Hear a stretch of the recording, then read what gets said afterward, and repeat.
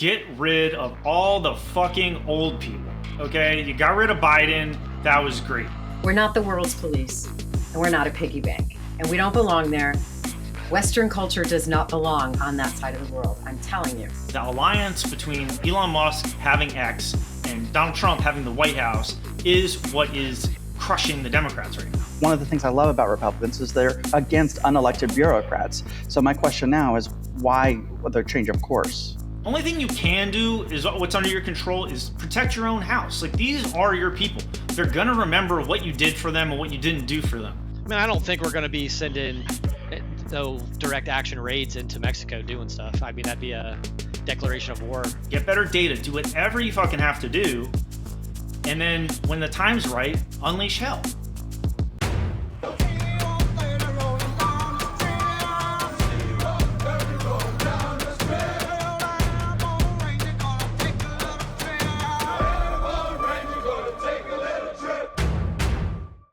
Hi everybody, this is John Koenig back from Real Veteran News, here with Real Veteran News 40. If you want to help us out, please watch the whole video, not just part of it, and leave a comment and join the discussion after the video. For this episode, I want to talk about the strategy I think the Democrats should use as they try to resist Trump and gain power back after their big loss in 2024. So it's 2025, Trump's obviously taken office now. The basic political situation for the Democrats is they have no power. They don't have the Supreme Court, they don't have the Congress, they don't have the Senate, they don't have the White House, obviously, and the liberal media is not doing well either. The only power they have is the filibuster in the Senate, but the Republican senators can change the rules in the Senate, the nuclear option, anytime that they want, and change the rules for certain situations or to just get rid of the filibuster altogether. And if they were going to get rid of the filibuster, this is probably the time to do it. The Democrats have to win the House back in 2026. This has to be their entire focus. If they cannot win the 2026 election, at least the House, and get some sort of margin in the House to try to stop the bills that Trump and the Republicans are going to put up, it's basically the end of the Democrat Party. Once they can get the House back in 26, then they're going to start looking towards the next presidential election in 2028. And then they have their next shot at a big national election where they can put up a better presidential candidate and try to win the Senate back too, try to hold the House. I mean, obviously, right? Try to gain power back. The one advantage they have is they've lost so many seats that the Republicans have a lot of ground that they got to cover. And the Democrats still have a lot of money, still have a lot of talented people. And if they can just get their shit together and stop feeling sorry for themselves, then they have a chance. For me personally, I'm independent. I don't really care that much. I agree with some things that the Democrats think and some things that the Republicans think. And I think that we should be mainly focusing on China. I think everything really needs to be focused on this upcoming conflict and competition with China. So that's my point of view. I'm not super into Trump. I'm not super into the Republicans. My message to the Republicans is basically, with regard to Trump, you can agree with someone on a lot of things, or everything pretty much, and still admit that they fucking suck, they're a piece of shit, whatever. You don't have to suck the guy's cock just because you guys agree about politics or whatever. Yeah, he won the election and he's been a successful politician and all that, but essentially he's a lame duck from day one. He has to, in order to be successful in the long run, he's going to have to identify a successor that he can usher into office after he leaves, kind of like what Obama tried to do with Hillary Clinton. It's going to be a little bit easier for Trump because he doesn't have 8 years of Trump. It's like 4 and then 4 years of Biden and then 4 more of Trump. So if another Republican gets elected in the Trump mold after 2028, then it's like 4 years of Trump and 4 years of whoever comes after Trump. So that's going to be his main objective, especially after the next election, the 2026 election, is he's going to try to get someone to cement his legacy. And then obviously the Democrats got to fight that. With regard to the political landscape, there's 3 groups of people. There's obviously the never Trump people, who you already got them. There's the always Trump people, who you're never going to get them. And then everyone else in the middle, right? These persuadable people that aren't paying attention that much, people that might change their mind. You know what I mean? Independent type people who have to vote for one of the 2 evil parties. I've got a variety of strategies that I think the Democrats would benefit from. The first one is to get rid of all the fucking old people, okay? You got rid of Biden, that was great. But get rid of Chuck Schumer, get rid of Nancy Pelosi. Like, god damn, get rid of Nancy Pelosi. Like, get her out. Maxine Waters, get her out. Get all of these old generation people out. They're not necessary anymore. They're dragging the party down. If they're not going to be out of politics, like, get them off the goddamn camera. Like, they should not be on the news. It's horrible watching these people. They have to go. Next, get new talent. Get new talented people up there that can make the case for the Democrats, shift the messaging, stand in contrast to Trump and the Republicans. Like, you need new people, okay? Last thing is get rid of the extreme left people, especially a lot of these extreme left women is basically what we're talking about. Like, I'm not saying excommunicate them, but they should not be on TV. They should not be on the news every day. Like, tell them if they want to win to go back to wherever they came from and raise money and just to shut the fuck up, right? Like I said, you need new talent. Whenever somebody sees Democrats on TV, there should be no Chuck Schumer, no Nancy Waters, no extreme left women. You need competent, reasonable young people who sound normal and don't have extreme left policies, okay? Mostly men, all right? I don't want to deliver some kind of sexist thing here, and I know the Democrat Party is trying to hold up women and put women on equal footing and everything like that, but it's not fucking working. I mean, look what happened. Hillary Clinton got stomped. Kamala Harris is probably the worst presidential candidate in modern history. And, oh yeah, Kamala, she needs to go away forever. She is just a reminder of the Biden administration, which was horrible. And there was literally nothing good about the Biden administration, okay? She's a big loser. People in America don't like her. She's bad at interviews. She's fake. Maybe she's a nice person in person or she's funny or whatever, but like, she's not going to be a successful politician everywhere. Don't let her run for California governor. Don't have her doing politics anywhere. Like, you just want her to work in the background or just go away forever. MSNBC, CNN, all the other channels, they're all basically the same. It's all just the same exasperated journalists and lawyers, liberals, semi-liberals, all saying the same things over and over again. Okay? Like, nobody wants to hear this stuff. We know you don't like Trump. There's no coherent argument against him. There's no clear resistance. The only and the best resistance against Trump and what Trump is doing right now is the Daily Show with Jon Stewart.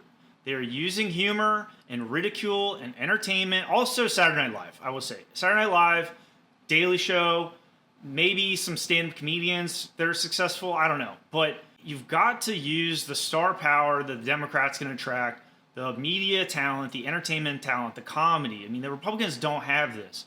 You need to ridicule these people and attack their brands, attack their images, make them not cool. Point out the fact that they're old and shitty losers and that they're all just cucks to Trump. The formula is clear. You got to put these people out front. If you didn't have Jon Stewart, if you didn't have Saturday Night Live, it's in dire straits. TV news, cable news, liberal cable news, they all need to get a facelift, new content, new programming. You have to develop podcasts. There has to be entertaining, watchable, liberal podcasts online. And you've got Pod Save America. I don't know. I guess by the numbers, people listen to that. But you need, like they said, a liberal Joe Rogan or at least some kind of centrist Joe Rogan type person that can command an audience and has a new type of entertainment format. Somewhere where moderates and liberals can go on and connect with moderate, liberal, center-left type Americans and to make the case and build a counter narrative to Trump's America, right? Trump is remaking America right now. Everyone knows that the Democrats are against it, but what is the competing vision? There isn't. There's no leaders. It's just exasperation at him breaking the law or him not following the rules. We know he's doing this shit, right? You've got to get down dirty, fight, fight, fight. Just like Trump said, fight, fight, fight. You've got to fight. Bare knuckle politics and fight.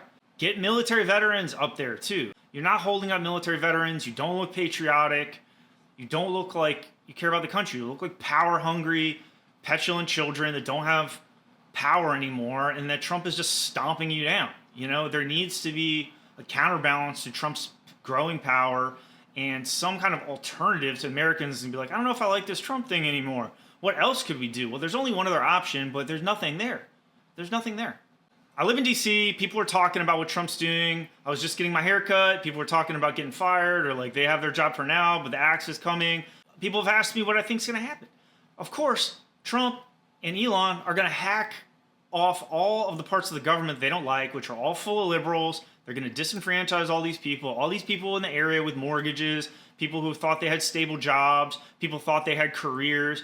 They're going to fire them all at once in order to maximize the pain. And they know that the economy is not great right now, and it's just a massacre. You know what I mean? Like, it's a massacre of these people's careers.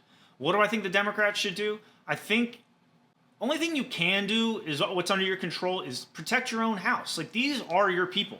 They're going to remember what you did for them and what you didn't do for them. You need to understand that these people are like career refugees, and whether it's tech companies, whether it's billionaires, whether it's liberals in other cities and stuff, like, you guys need a coherent resistance to be like, okay, you want to shut down NPR? All right, we're going to hire everyone in NPR and start a podcast. Or we're going to hire everyone from USAID and get them jobs the best we can in NGOs. We're going to start new NGOs. What about Alex Soros? This dude has tons of money, right? Like, he has more money than Trump and Elon are going to be able to cut from the government, which isn't that much money anyway. Start some stuff. Try some stuff out. Even if it doesn't work, like, give these people a lifeline, and they're your people, right? Protect your people. Protect your house, and get these people ready to fight in 2026. You've got to take care of them. If you don't take care of them, nobody will. And the Democrats have the money. You got to stop the bleeding. The thing about Canada and Greenland, Trump wanted to take them, and everybody's going through their pearl clutching, you know, oh my God. Just call his fucking bluff. Be like, okay, you want Canada to come in? Canada comes in and it's 5 states. That's 10 senators. Greenland comes in, that's another state. That's another 2 senators. You hear Trump saying, I think Canada should be a state. Well, he knows if all of Canada is 1 state, then they get 2 senators. You know, the Republicans probably can absorb that. Maybe 1 senator ends up being Republican, 1 senator ends up being Democrat, and it's a wash.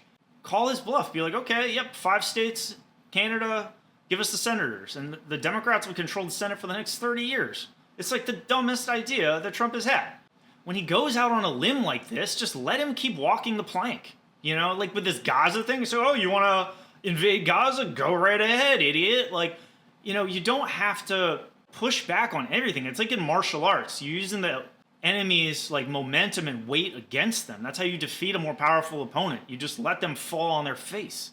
Let him do this shit. Let him keep talking. Let him, whatever. This idea that you have to resist every little thing. I mean, most of this stuff is just bullshit anyway. That's never going to happen. He's just, you know, spinning a tale in order to catch the headlines for the day. And so he has something to talk about on Twitter. Speaking of Twitter, X, whatever, we've got Elon. Elon essentially is his right-hand man. Elon is technically a genius in the business world, but realistically, he's an engineer, he's autistic, and he's not American. And he's sharing the stage with Trump. We all know that sooner or later Trump is going to get rid of Elon because he doesn't want to share the stage with him. Elon's public approval has already dropped 20 points, and he's only been at work for 2 weeks.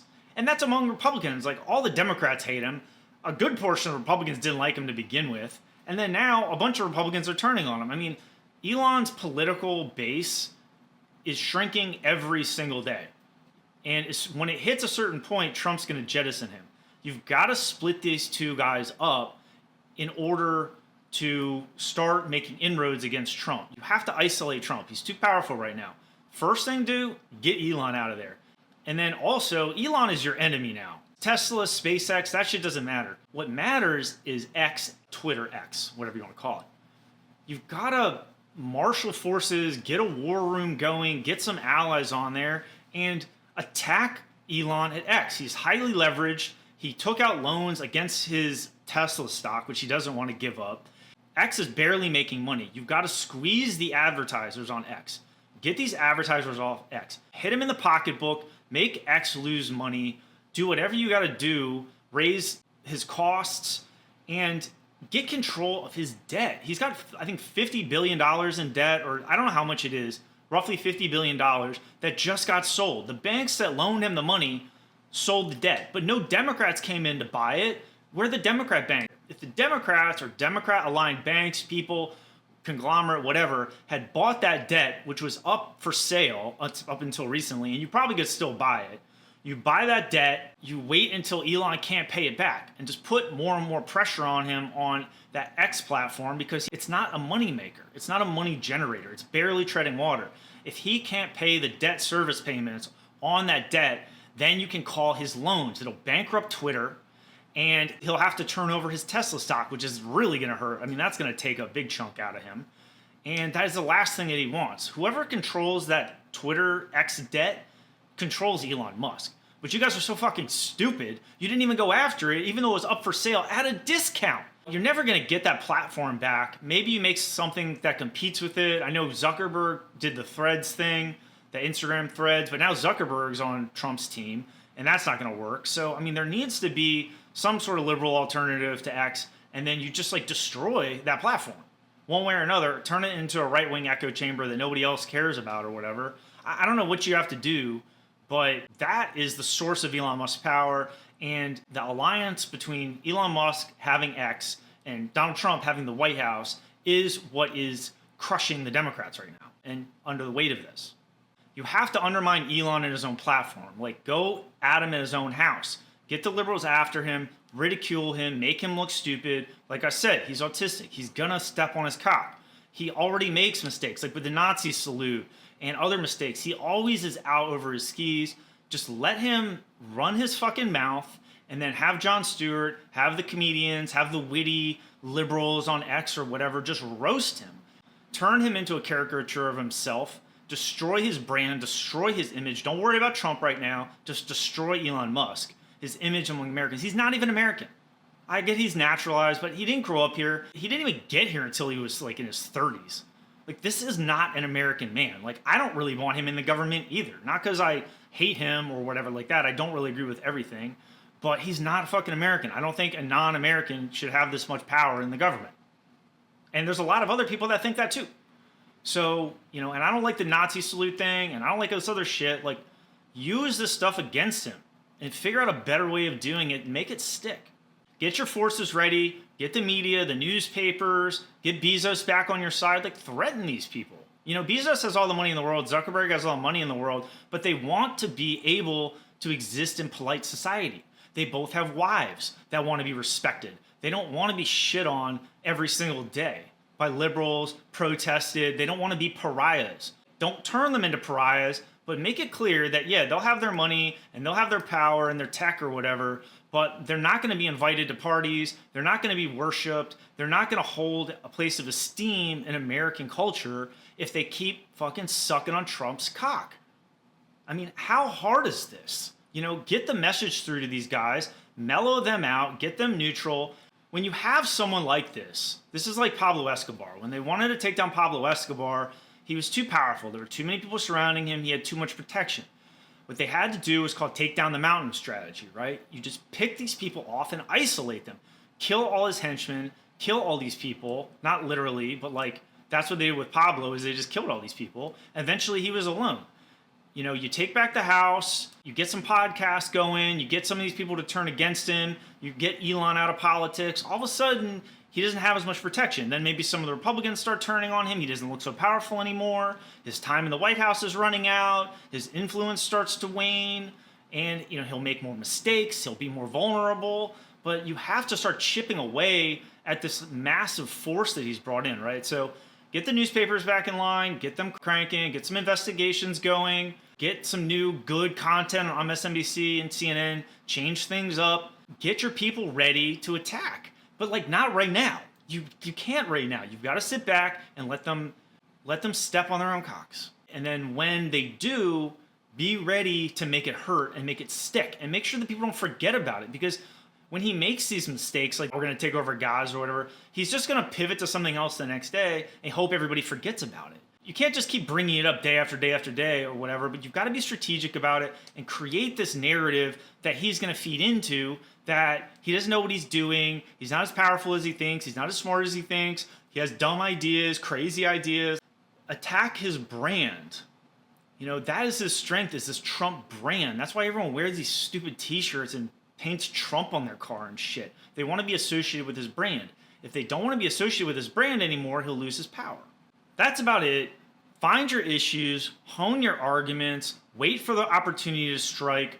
Don't just fight every little battle and defend every little hill. I mean, they're saying this on the news, some of the more savvy political people or whatever, but like, just let some of it happen. Protect your people, like I said, these USAID people, the Department of Education people, find them jobs, stop the bleeding, take care of your people, get them ready to fight, organize people, take the House back in 2026. That's the only thing you can do, all right? Everything is on 2026 House races. Figure out the House races. They can't win. Figure out the issues that matter to people. Get better data. Do whatever you fucking have to do. And then when the time's right, unleash hell. All right, now it's time for us to talk about cartel ops with longtime friend and Ranger buddy, Brandon. Brandon, you want to introduce yourself real quick? Hey, Brandon, former Ranger, current IT nerd, back on the show. Yes, Brandon's been on one of the first people doing it with me here. So thanks for coming back, Brandon. I know you're busy. So the topic is cartel ops. We know that Trump, one of his first executive orders, designated the cartel organizations, especially designated foreign terrorist groups, which unlocked certain powers. And he's got all his lawyers and Pete Hegseth and everybody cooking up ways to fuck these guys up. And they're talking a lot of shit. We're going to start talking about the order and kind of what's happened. And, you know, they haven't started yet, but we're anticipating that some shit is going to happen. So, Brandon, what do you think about the situation with the cartels and what Trump's already done and so on? I think it's an interesting step, and it'll definitely help him and the administration do some other things. This would be like a wet dream if I was still in. I thought about this back in the day of like how awesome training we could have if we were going into places like I'm having a brain fart here. Mexico. Go and just go into the hoods of America and go clear them out as training, right? We take care of some crime, get some good training, so it's kind of like that. Can do that. Yeah, well, Compton. I was thinking Compton was what I was thinking of there. Like, well, how cool would it be as a Ranger for some like a training op to go to Compton, clear out some bad guys for America, and then you go overseas, kill some more bad guys for America. You know, like I said in the beginning, Trump has designated these organizations as essentially as terrorist groups, which enables him to use authorities against them, which are within his rights. He's also able to use authorities, the same stuff they've been using for everything, which is the AUMF after 9/11. They've been using that for everything. And then there's Title 50, which Obama used against Osama bin Laden in Pakistan, basically taking out people in other countries. And Soleiman and al-Baghdadi, right? We used Title 15 for quite a few things. Yeah. I mean, the president, if he wants you dead, he has the authority to kill. I mean, he needs some kind of rationalization for it, but there are people in the government that will travel to where you are and kill you. And, of course, as there should be. Yeah. So in the past, I think I read that Ronald Reagan did some stuff like this. He's obviously the one that started the war on drugs and everything. There's the famous Tom Clancy movie, Clear and Present Danger, where they, you drop bombs on cartels and they inserted military special ops in South America, I believe. I haven't seen that movie since I was a kid. But, we basically know what this is going to look like. It's either going to be JSOC or the CIA, and they would essentially do some kind of missions targeting basically probably to like kill some of these people or, blow up their drug labs or something. I mean, we don't really know exactly what this looks like yet. They're probably looking over the intelligence, looking over different options. So I'm guessing this foreign operations, you're supporting that. You like that? I mean, I don't think we're going to be sending no direct action raids into Mexico doing stuff. I mean, that'd be a declaration of war, seen as a declaration of war. So I don't think we'll be doing any of that. I think we'll be doing more things on the state side. Maybe the CIA does an op or two with the SOG groups, but most likely, maybe some drone. We could probably get away with drone strikes, but I think if we put boots on the ground, that's going to be a whole other matter. Though I would like it. I think that would be beneficial, but they got drones up overhead. Oh, for sure. I think they certainly are considering. I mean, Pete Hegseth said all options on the table. So Secretary of Defense said the real question is like how much influence do the cartels have in the actual Mexican government, right? That's my first question. And then that, whatever that ratio is, would change my thought process of how aggressive we would be with strikes in that country, in Mexico. So for me personally, I don't like this because for several reasons. I understand, you're in some town in America, like there's people that I grew up with. I wasn't super close with them. They died of drug overdoses. I mean, we all know people that died of drug overdoses. The drugs, came from down south or whatever happened. And, if that's like your son or your daughter or your dad or whatever, like your brother, your sister, I mean, there's anger there. So like, I understand it feels good to say like, go down there, fuck these guys up, whatever. It's kind of like after 9/11, we're like, oh, go fuck these guys up or whatever. But like, they're ghosts, you know what I mean? And we kind of know who they are. We kind of know what they've done. Making this seem like they did like a 9/11 to us is not quite, it's not apples to apples. Osama bin Laden and his people knocked down these buildings and just killed people in a deliberate massacre, essentially. Whereas this has been a slow, black market transaction between these countries and a lot of people in our country. So I personally don't see it as the same. I think mainly we should be focused on China and AI. I think this is a distraction. I do want to clean up, the drug situation and everything. I personally don't believe that you can get rid of the black market. The only way I think you get rid of the black market is through legalization. You're never going to stop the smuggling 100%. They're going to find ways around it. There's too much money involved. These organizations might seem ragtag, but they have basically unlimited resources. Like they've always had more resources than the police and military intel that we've been putting up against them. They are determined to keep their businesses going. And I also think that it's, we could lose some service people. If these cartels get a hold of some of our Delta SEALs or whatever they fucking send down there, they're going to skin them alive. They're eating people's hearts. Yeah, but those guys want to go in there and do shit like that, dude. So it's like you're concerned for someone else's safety. That's not like that's. It doesn't matter what they want. They're paid to like do a job when it makes sense, not just like, oh, go wax these guys. You have to apply pressure to these. Even if you can't legalize every single drug, and even if you legalize every single drug, you have to apply pressure to these. We have to set a moral obligation, and we have to set boundaries, and then we have to enforce those boundaries. I mean, that's what Westerners have done forever. People are always going to want drugs. They're always going to buy agree. drugs. But you can't legalize every drug. Every drug can't be legal. Some drugs are objectively not good for society. All right. Well, I personally don't believe in prohibition. In America in the early 1900s, they passed the Constitutional Amendment against prohibition alcohol that started organized crime in America.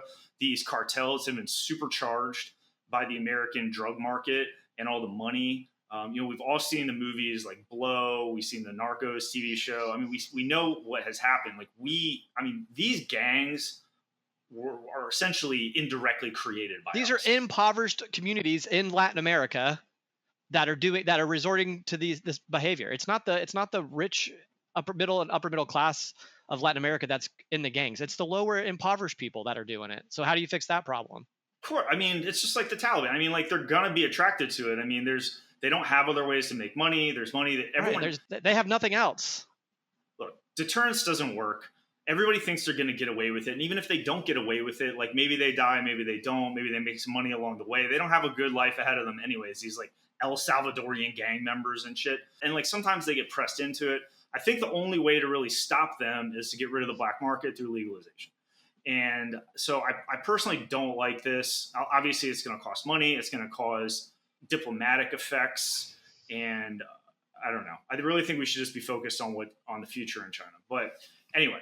There's bad people in the world, and someone's got to stand up to it.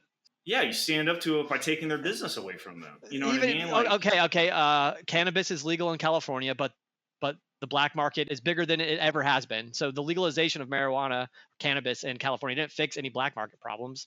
It only strengthened the black market. So it's because there's no pressure on it. So it's going to flourish. Dude, there's plenty of people that want to buy it with the taxes. It's the fact that there's no pressure put on that industry. So it's going to flourish even more, right? So they're just going to use it to go sell that cannabis throughout the rest of the country where it's not legal, because there's going to be no repercussions there. they're legalizing marijuana all over the country. It just shows how fucking stupid the government was, like influenced Yeah, by all but these like cannabis hyper-Christian is, yeah, I agree. for the Cannabis last should be 100 legal. years. It's stupid. Like, and this other stuff is stupid or whatever. But we're gonna go fight these people. The final reason why I don't like it is if we go down there and start fucking with these people, they could easily turn into like proper terrorist organizations. And these guys are gonna be a lot harder to pick out. Dude, these people are flaying alive. They're already terrorist organizations. I don't like They're they're not doing real. They're not real terrorist organizations, dude. how I mean, They don't have I political don't. objectives. They're not doing like they're not attacking Americans and doing like terrorism. They're just fearsome, gang members. Anyway, all right.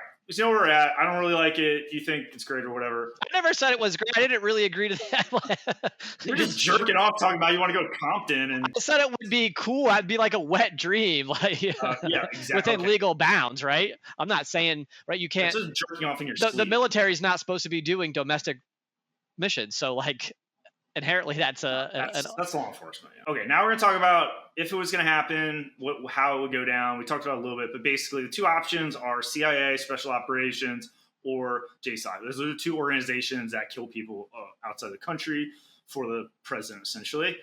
CIA would be probably a little bit more discreet. The JSOC might be a little bit less. Brandon mentioned that it's probably more likely that they'll drop bombs than send in like a black ops team or whatever. It's less risk, but you have more risk of like there's a bunch of kids there, makes us look bad because it was or like the righteous strike in Kabul, like that one went great, right? We wax a bunch of kids and we try to tell everybody it was a fentanyl lab. well, there's no accountability on those people on the bad strikes, so Of course not, because Biden was president. they continue to commit stuff like that. So What do you see it looking like if Hagstaff and Trump go for it here? I honestly don't really know. We're treading water that hasn't really been tread before, at least in my lifetime. So I don't really know how. You can't have the military doing any raids domestically, right? So that We're talking about overseas, so we're going Mexico, Central America, basically. most likely it's going to be drone stuff. I don't think there'll be a lot of boots on the ground. If it is, I think it'll be more covert ops, black ops, CIA type stuff. But with the buyout to the CIA employees, I don't know how much that reduces the CIA's numbers and capability to do stuff like that. So it is an interesting. It'll be interesting, but I think it'll probably be mostly drone strikes and CIA, not a lot of JSOC, even though I think for the JSOC guys, they would love that. All of them. Yeah, I mean, there's a lot of overlap. They're former JSOC, CIA, whatever. Yeah, the CIA guys are former stuff, but yeah, JSOC directly, I don't think they'll be in there too much unless it's like a real high priority thing that a drone just can't do. Yes. So we both agree, probably more likely drone strikes. Now, basically, you have probably like two strategies as I see it. You either attack like their ability to manufacture and transport the drugs, or it's like a counter leadership strategy. And we've seen, obviously, in the terrorism world, we've done this like counter leadership strategy because they're not really manufacturing drugs or anything, and who cares about these like low-level terrorists? But if they have these drug labs that are out in the middle of the jungle in Mexico or in Guatemala or something, or transit sites or trafficking nodes or whatever, we obviously know where they are. You drop a Hellfire missile on it, maybe you kill some low-level guys, nobody really cares, but like you really impair their ability to do it. Although there's redundancy. They have multiple facilities, so on and so forth. So then how do they respond? Then they start building them deeper in the ground. They keep the OPSEC tighter. They start doing the manufacturing like kind of like Hamas style, like underneath like a kid's school in the middle of the city, right? And then at that point, if we wanted to attack those facilities, you'd have to send in people to do so. And I think like then the next level of escalation would be like actually attacking like the cartel leaders, although you have to find them. But we're pretty good at finding people, although they would go to ground. It was hard for us to find Chapo, but Trump likes that. And then Trump could go on and be like, oh, I killed this cartel leader. I think a lot of it goes down to securing the border and locking down what's coming across land, sea, or air into the country. One of the articles we read was mentioned that most of the fentanyl's coming into the country via Americans, not via cartels or illegal matters. It's Americans going into Mexico, getting the fentanyl, and then driving back in legally, right? So then if that's true, then that's a failure on customs and borders of people coming in on finding the drugs coming in the country, right? So sure, we can strike and take out facilities and all that, but like you said, a lot of this stuff's deep in the jungle. It's not going to be easy to find. It's not going to be accessible. I'm sure there's a lot of it underground. sure, you can knock out the manufacturing facilities, but it's only going to put a dent in the process. So I think it really comes down to securing the border, customs, land, sea, and air, Coast Guard, everybody just really tightening down on how things come into the country. So if you strike these facilities, which are essentially a bunch of mud huts in the jungle or whatever, you kill some low level guys. Even if you kill the leaders, there's just gonna be some other guy that's gonna it's just take waiting their to place. move up. Just like the Taliban, like it's a good day for him. So there's no winning strategy here. It is a distraction. It's not going to solve. It's definitely not a solution. It might just be kind of like a wag the dog type thing. I mean, it may or may not be a distraction, but either way, it's certainly a problem. So Cartel's definitely a problem. China. It's not just it's all of it, right? Border security, which has been completely neglected for 4 years. So.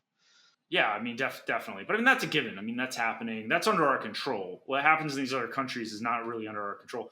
All right, well, that was great. Great talk about the cartels and special ops. Thanks a lot, Brandon. See you next time. Yep, see you, dude. Appreciate it. All right, it's time for the part of the show. We're going to have 2 veteran guests here debate 3 different topics that we've all planned out. So tonight we've got Marie and Robin. Marie, would you like to introduce yourself? Hi, Marie. I'm a veteran, Signal veteran. Got out in August of last year. I was a Department of State employee, worked at an embassy overseas, and now I'm just a free bird petting my cats. Robin Byro, I was Ranger with 75th Ranger Regiment down at Benning, at RHQ and RSTB. Total of 10 years in the military. 5 of that was in the reserves. Now I'm a commercial real estate appraiser with Property Solutions, and I'm raising 2 kids, got a 13 and a 16-year-old. And I do a lot of television, debating the Democratic counterpoint in conservative media. All right. Well, I was trying to get Jesse on, but we volunteered Marie up in his place because she's passionate about her conservative stuff. So I hope you took your abortion pill, Robin, and you're ready to go. I've made my visit to Planned Parenthood. We're good to go. Yeah, well, get it while you still can. All right. First topic is the DC plane helo crash. Things you guys can talk about are the Black Hawk, air traffic control stuff, the videos that got leaked out, went out, and DEI. Robin's going to start first. This is a tragic crash. I'm not going to give the Trump administration fault for this because the FAA commander was fired during Biden's term. It just didn't take effect until Trump's term. That is something that we need to be intellectually honest about in the media because my friends on the left are just absolutely crucifying right now the Trump administration for this. But I've looked at all sorts of information and data about this. The one that I trusted the most was a 38-year veteran pilot who came on and said that the Black Hawk took visible command of what was going on there. And there were 3 planes that were stacked in a row, and they had visible attention to what was going on with the second one. And the most probable thing is that they mistook the second plane, thinking that they were looking at the third. And they were also too high by about 100 feet. So it's just a tragic incident. What I don't want to see happen is the military get unmercifully blamed for this either. Mistakes happen. That's why they call them accidents. I understand that a lot of pilots are looking down. They're not looking up. They're listening to the radio, but they're not listening to the radio because they are in a not very safe zone. You're, in DC and you have your height requirements. And, I understand that the Black Hawk was flying about 100 feet too high. Unfortunately, those things can happen when you take into consideration all the blinding lights of the city and you have those height requirements. That's what's going to happen. It's unfortunate. It's tragic. There is blame, and it can't just be the military or the pilots. You have to look at the infrastructure of DC and take all of the options into consideration. It's a very busy airport. I think the busiest in the United States. We've got Dulles and BWI. We should probably divert some other flights there. Amen. So, that's just my take on it. All right. So Trump said DEI. What do you guys think about DEI? Robin, you're up. No, I think that's a scapegoat. I don't think that it has anything to do with DEI. What I do think that it has something to do with is the fact that air traffic controllers are put in untenable situations. They have the lowest job satisfaction of just about any other person in the aviation industry. And they work ridiculous hours and are expected to pay attention with a fine-tooth comb. So I think that we can make improvements there, but I don't blame DEI. All right. Marie, what about you? I agree wholeheartedly with Robin here. This strain that they are put under, the hours. So pilots can only fly limited hours within a 24-hour period and so many days in a row. And then they have to take so X amount of days in a row. And I don't know what it is because I'm not really interested in it. My brother-in-law is a pilot. If the pilots have these standards, if there are these standards for pilots, why aren't these same standards applicable toward the air traffic controllers? Because it's all eyeballs. It's all eyeballs and it's all sensory. And, it's coming from everywhere. And you've got planes coming from everywhere. This is a lot of constant information for these guys and girls, So I think that there should be many people and shorter hours for them and better pay, honestly. Gosh, yes. Okay. I will take the opportunity here to say that the female helicopter pilot flew directly into the plane without making any movements. So, that's on video. Robin, you got 30 seconds? Yeah, let's talk about that. One thing that I've learned this week, that the largest recipients of DEI are actually white females. I did not know that until this week. And the reason I found that out was because a lot of white females were getting fired from Doge, and they were complaining and said, hey, we thought it was going to be the other guys. So maybe there is an itch to scratch here about DEI. I don't think so. Okay. All right. Marie, what do you think about her flying directly into a plane full of children and innocent people? I don't think it's DEI related. I think it's dumb related. Like I said, I think she was probably looking at her instrument panels. I don't know where the other two people were in the copter, but, there should at least been eyes out because, when we stand there with our guns, think Charlie's Angels, 2 + 2 = 4, you got to cover your ass, right? Thank you. All right, so... Yeah, I don't think it's DEI. I think it has more to do with the stacking. And look, they've already reduced the number of flights that they will accept into that airport. That I saw that come across the feed today, so that's good. 100 feet too high. Yeah. Yeah, that's true. And she had 450 flight hours. That's not a minimal amount of flight hours, but it's not a lot of flight hours. That's very few. But yes, it's very few for where she was training. Why is there training right here in DC? Thank you. That's what I was wondering. That's what I wanted. Yeah, there are many other bodies of water if you have to fly over a body of water. Exactly. Nobody who is not trained 100% should be flying around an airport. Preach. It's an accident looking to happen, waiting to happen. All right, that was great. The next topic is the general federal government purge that's causing chaos and consternation in DC. You're hearing about it all the time. You hear about it everywhere. So things you guys can talk about here, USAID, you got the FBI, Doge, the buyout deal, the CIA, Department of Education, and Big Balls. So Marie's up first. That is a lot of territory to cover. It is. We have a lot of fraud, waste, and abuse. It's been going on for decades. We need to clean our roles. We need to reevaluate. People should not be retiring and then being brought in to do other things and double dipping. Because that's more money. I'm not paying for that. I don't want to pay for that. And I shouldn't. No one's going to give me my free overtime. And, these people aren't going to be taxed on their overtimes now, or hopefully, maybe. But that's just that's greed. It's greed. It really is. You can be used as a person to give guidance and recommendations. I'm sorry, brain surgery, so I lose words. But all right, Marie gets 20 more seconds. There you go. Because of brain surgery. Thanks, I'll take that. I've been at Department of State and I've seen the fraud, waste, and abuse. There are people who are in positions that really somebody else should be doing. There are minute things that people are hired for, and it's like, really? Okay, it's like a stupid example. I can't think right now, but... All right, you'll hit them next time. All right, Robin, you're up. Right now, the federal deficit stands at $34 trillion. That amounts to, I just checked it before I came on the show, every tax-paying citizen's responsibility right now is $323,046. There needs to be cuts because, look, we're not spending our money. We're spending money that we borrowed from China, from Japan, from the UK, and from Canada. We're going into debt for some of these programs. So I do think that we need to make some cuts. I disagree with how some of these are done. USAID does some good work. I've got friends that are doctors right now in Uganda working on to prevent the spread of Ebola. I don't want Ebola coming over here to the States. I want the starving children to be fed. There's 500 cubic tons of food right now sitting in a warehouse. I want that food to go out to somebody. It can't just rot. So yeah, we've got to tighten the purse strings, but let's be smart about how we do it. All right, Marie hates USAID, right? So got something on that? I don't hate USAID. I earned a coin from USAID. I helped them I helped them do a seminar when I was deployed to Jordan, and it was a great experience, and I learned a lot. I think there is too much fraud, waste, and abuse. Again, the different agencies, departments, and sub agencies, and you're seeing all of these, like the EPA and their climate stuff. And I'm all about taking care of our environment.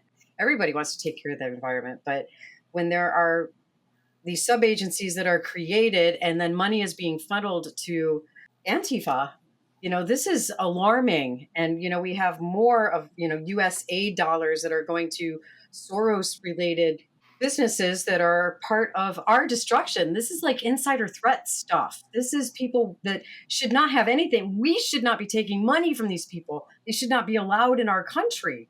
George Soros, Klaus Schwab, Yuval Harari, these people are demonic. Our money is going to these people, and that's wrong. That's absolutely wrong. And I could go, it's more than 50 seconds. All right. I will just say that Trump basically fired all of them. So you got thousands of people who have mortgages and they have to feed their kids and they have no job prospects. They thought they had a job. They didn't plan for this. Is that ethical? Is that the right thing to do? All right. So next is Robin. Elections have consequences. Donald Trump was elected in part to cut some of these programs, to cut some of the social programs specifically that groups like USAID are funding. Right now, their budget is $30 billion. I would say there's probably a lot of fraud, waste, and abuse in that $30 billion we need to cut through. Yes, feed starving children. Yes, do disease research. Like I said, I don't want Ebola coming here. I want that food that's in the warehouses to feed children. Right now, U.S. farmers supply about $3 billion worth of food to USAID. I don't want our farmers here to be impacted adversely. So there's things that we can do that will benefit. And I'm hopeful that Marco Rubio, as acting director, who has supported USAID for all of his career, will revamp it in maybe an image that he sees fit. All right. Sounds like Robin doesn't agree with Trump. Marie, you're up.